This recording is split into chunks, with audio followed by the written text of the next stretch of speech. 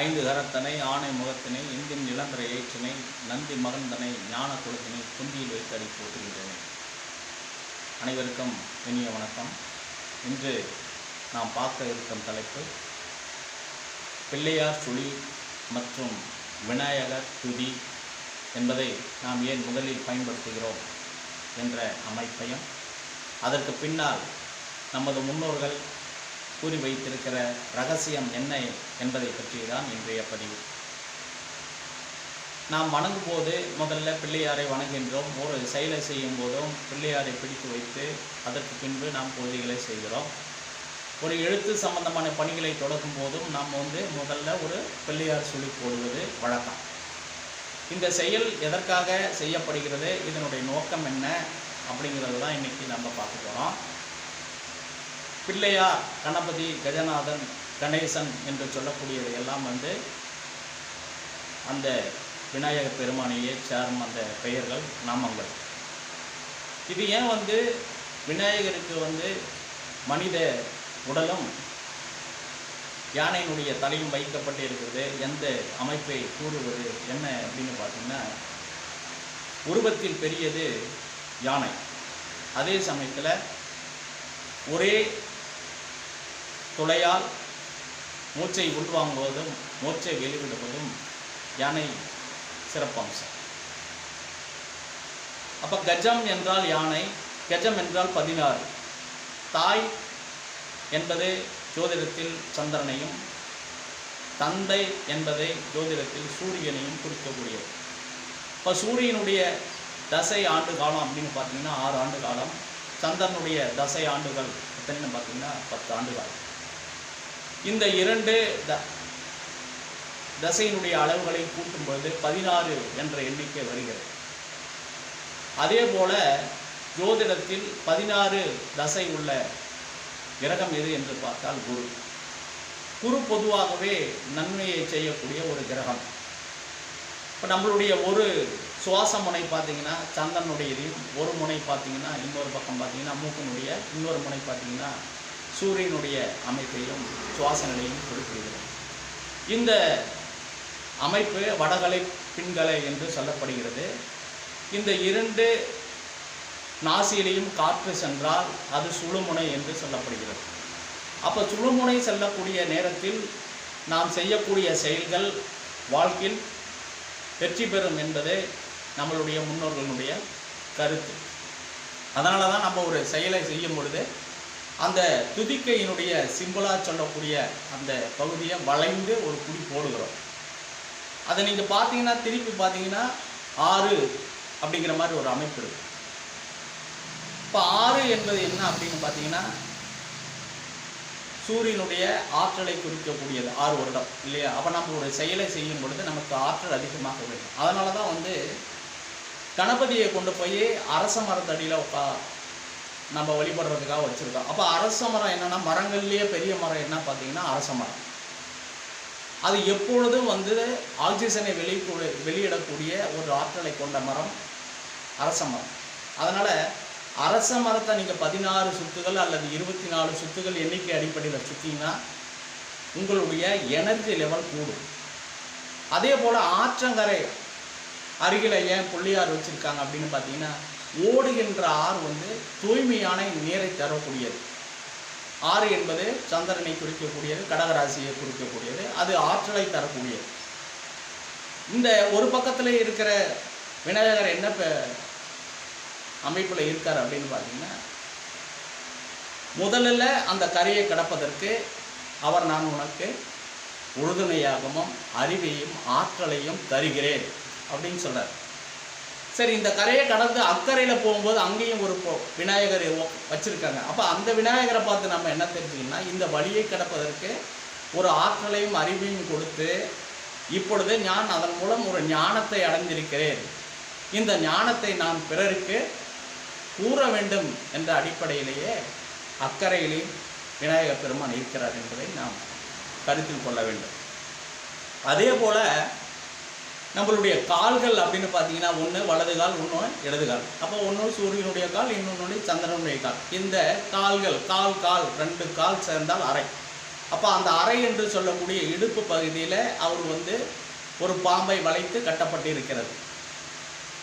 அந்த அறைப்பகுதி என்ற சக்தியினுடைய குவிவிடம் என்று சொல்லக்கூடிய மூலாதாரம் என்று சொல்லக்கூடிய பகுதி.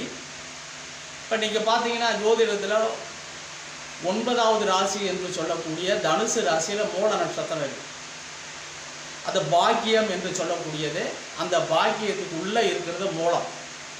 ஒரு மனிதனுக்கு மூல ஆதாரம். இப்போ நீங்கள் எந்த ஒரு சொத்து வாங்கினீங்க அப்படின்னாலும் நீங்கள் அந்த மூலாதார சொத்து, அந்த பேரல் டாக்குமெண்ட்டு சரியாக இருக்குதான்னு பார்த்தீங்கன்னா அந்த மூலப்பத்திரம் சரியாக இருந்தால் தான் இந்த நாம் வாங்கி இருக்கக்கூடிய சொத்து நமக்கு பிரச்சனை இல்லாமல் இருக்கும். அப்போ அந்த மூல ஆதாரம் நமக்கு வாழ்க்கையில் ஒரு நல்ல அமைப்பில் இருந்தால் தான் நமக்கு பாக்கியங்கள், நம்ம அனுபவிக்கக்கூடிய பாக்கியங்கள் நமக்கு சிறப்பாக இருக்கும் என்பதை இந்த மூலாதாரம் சொல்கிறது. மற்ற சக்கரங்கள் இயங்குவதற்கும் 6 சக்கரங்கள் இருக்குதுன்னு சொல்கிறாங்கல்ல.